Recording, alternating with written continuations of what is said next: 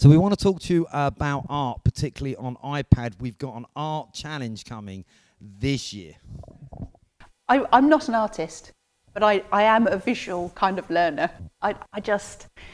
When I saw this challenge, it was a real challenge for me to start out. So digital geniuses, you can do this. I am going to look at something called Procreate.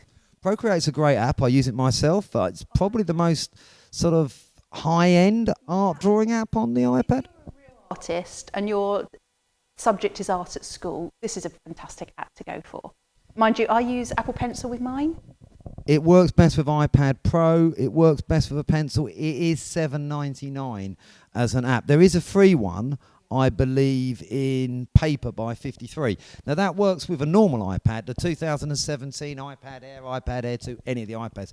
And you can get, they do a bespoke stylus for that, which is, they call it the pencil as well, I believe. Looks like a pencil. But we've got a range of different styluses here that work with... Styluses as well. Looks like a highlighter, but it's just a chubby stylus. That's called a stubby. Oh, good name. There you go. There's the Just Mobile one here. There's ones by Wacom. This is one I picked up from a hotel. Yeah, well, schools can get these really cheap on like eBay or Amazon for pennies, I think, less than £1 each.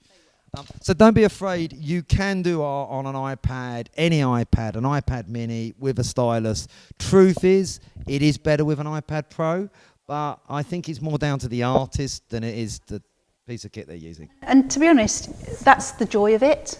Just making marks on the iPad, making the art come alive, whether you're using a stylus or your finger or whatever, doesn't matter. It's about capturing what you want it to look like. Absolutely. So I started when the iPad came out in sort of 2012, I think is the first time I actually did some drawing on it. And I might put a couple of the pictures up in a minute that I did on Brighton. They were done with an iPad 2. I now am fortunate enough to have one of these big iPad Pros, but as you absolutely right, you can draw. In fact, some of the best drawings I've done are still with the base one. So a little bit more about the iPad Art Challenge. Look at the challenge. If you've seen the digital artists, lots of them are working on landscape. That's quite hard. So I think we should do something on portraiture. Well, it's the right time of year. It's going to be cold outside coming up to Christmas. So what I've been doing is I've been going around art galleries and museums asking if they'd like to host something like that. And I've also been hunting down some people to sit for portraits, someone that will make a really interesting subject. There's more news to come on that in the coming weeks. That'll be good. So we can update that. So our challenge should be, can we have a digital artist of the year? Absolutely. Can we have a digital portrait artist and a digital landscape artist? Not that we're stealing this off the Sky Arts TV programme, by the way. Haven't seen that at all. But the great thing is we can showcase it at the Education Summit and have an art exhibition.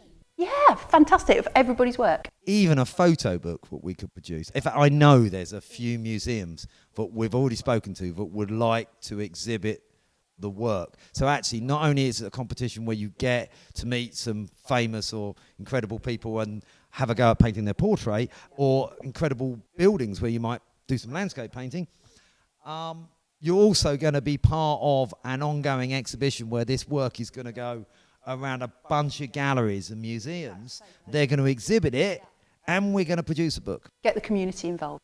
Really good. Fantastic. Looking forward to this. So yeah, if you're interested, please sign up for the Digital Genius Art Challenges.